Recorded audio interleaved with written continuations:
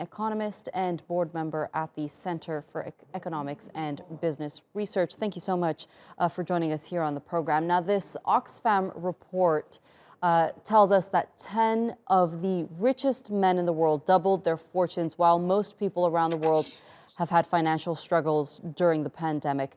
What do you make of the report from an economic point of view? Well, what happened, of course, during the pandemic is that the governments intervened very significantly by putting a lot of money into the economy and reducing interest rates.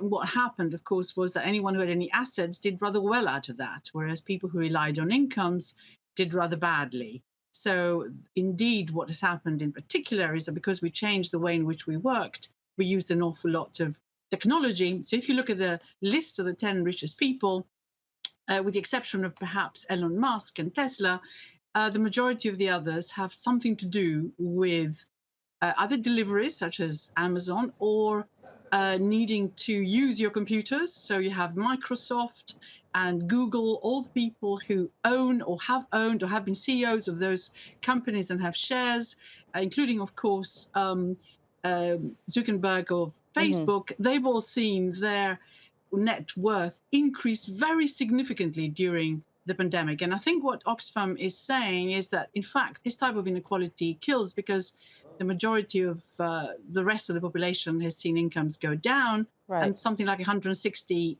extra million people have moved into poverty. Do you think there are any practical solutions to bringing some sort of balance to different socioeconomic classes? What, again, Oxfam is suggesting is that there could indeed be a windfall tax.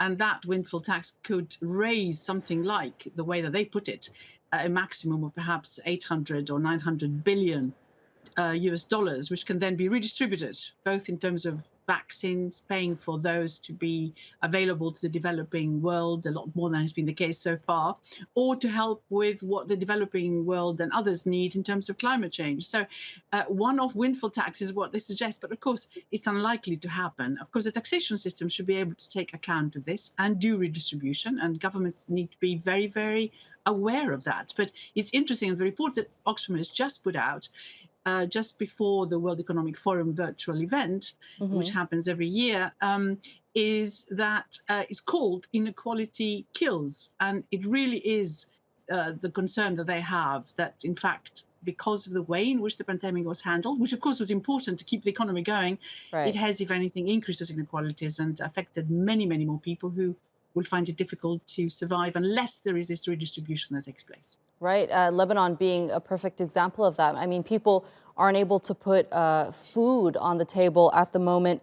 And we're seeing economic struggles across the globe, especially with high inflation. How long do you think this trend will continue until governments are able to bounce back from the effects of the pandemic?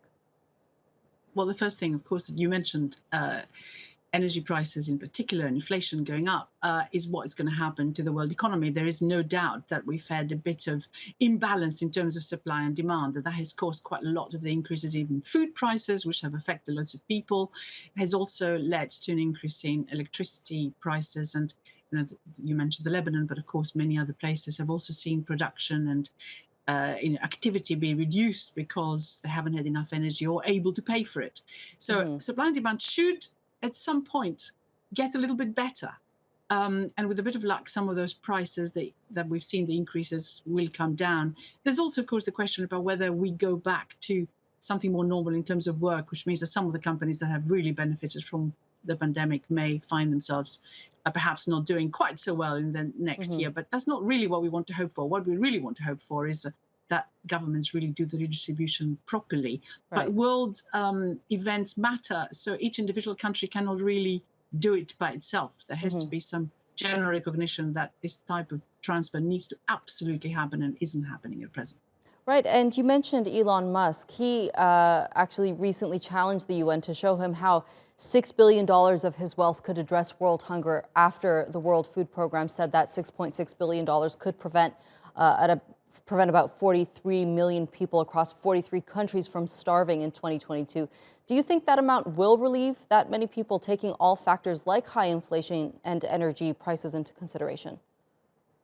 Well, frankly, every billion is quite important. And remember that even on the climate change side, what we were expecting was that the West would be sending something like 100 billion a year to the countries that absolutely need it in order to get prepared for the impact of climate change. So absolutely the amount is important. And if you look at 6 billion and what we could do in terms of buying vaccines, then I think that's important. Now, having said all this about the 10 richest people or the billionaires, they are, of course, very heavily involved in quite a lot of redistribution themselves with a lot of charity work that they do. But the question is it all going to the right place, and are they coordinating sufficiently to make sure that the needs are properly met? And many of them would say that, yes, they are. And I think all that is very, very helpful. But I think there needs to be a wider issue. One very quick thing about inequalities.